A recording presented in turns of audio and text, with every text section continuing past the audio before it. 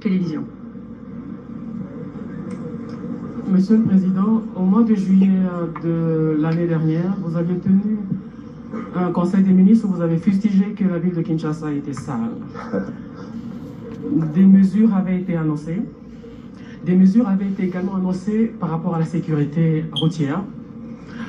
Les taxis motos ont été interdits d'accéder aux axes dits dangereux. Mais aujourd'hui, 10 mois plus tard, il y a une sorte de statu quo. Les taxis motos continuent à emprunter les artères interdites.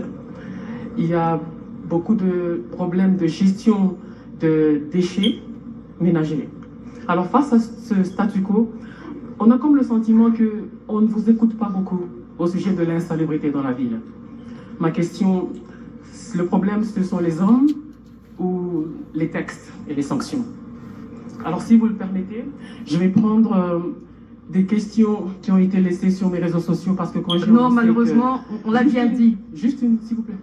Laissées sur les réseaux sociaux par...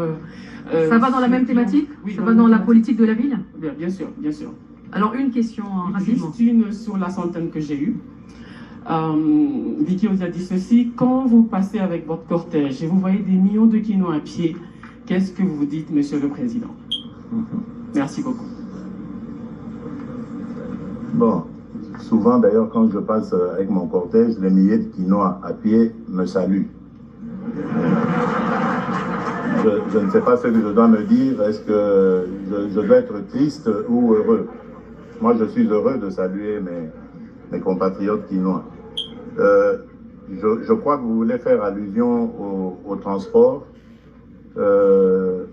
Ça, je le sais, on en voit des fois comme ça, surtout en temps de pluie, lorsque les rues sont inondées et que des gens sont obligés de marcher de longues distances, etc.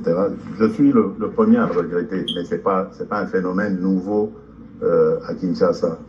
Vous devez comprendre que cette ville a longtemps été laissée sans urbanisation, sans politique d'urbanisation.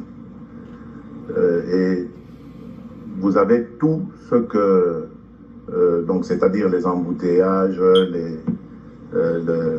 l'indiscipline routière, vous avez toutes ces conséquences à cause du fait qu'on a laissé grandir cette ville sans urbanisation. On est passé de un peu moins d'1 million d'habitants dans les années 60 à près de 20 millions d'habitants aujourd'hui. Donc vous voyez qu'en l'espace d'une cinquantaine d'années, à peu près, on a explosé, la démographie a explosé à Kinshasa sans être accompagnée par une politique de ce sens. C'est pour ça qu'aujourd'hui, nous parlons d'extension de la ville, parce que nous comprenons que vivre sur l'espace dans lequel nous vivons aujourd'hui devient impossible, intenable. Mais en même temps, il faudrait accompagner tout cela des mesures. C'est pas que nous croisons les bras. Rappelez-vous, il y a peu, il y avait une mesure qui avait été prise qui imposait le sens de la circulation pendant un temps, pendant quelques heures de la journée dans une certaine direction, et après, vers la fin de la journée, on imposait la direction contraire. Nous avons pensé, après analyse et travail avec des experts, même en conseil de ministres, on a reçu ces experts qui nous ont expliqué que c'était possible et que ça pouvait marcher. Donc, malheureusement, l'expérience n'a pas abouti, n'a pas été heureuse, mais ce n'est pas pour autant que nous allons nous croiser les bras. Aujourd'hui, il y a quelques milliers d'agents complémentaires qui sont en train d'être formés et qui vont venir à la rescousse des agents de circulation, les policiers habituels, pour essayer, surtout dans les carrefours, parce que c'est là que commencent vraiment les embouteillages, et essayer comme ça d'aider à désengorger ces points d'engorgement. Donc, par là, je voulais vous dire que nous ne croisons pas les bras, nous faisons des efforts, mais c'est une situation qui nous tombe dessus, parce que c'est l'accumulation de plusieurs années comme ça de non-action, donc d'inaction. On est resté sans politique réelle de la ville, Et voilà les conséquences. Aujourd'hui, nous avons au gouvernement des ministres de la ville dans l'objectif justement, dans le but de pouvoir résoudre ces choses. Mais sachez-le, elles ne vont pas se résoudre en une traite, donc il faut prendre un peu de temps.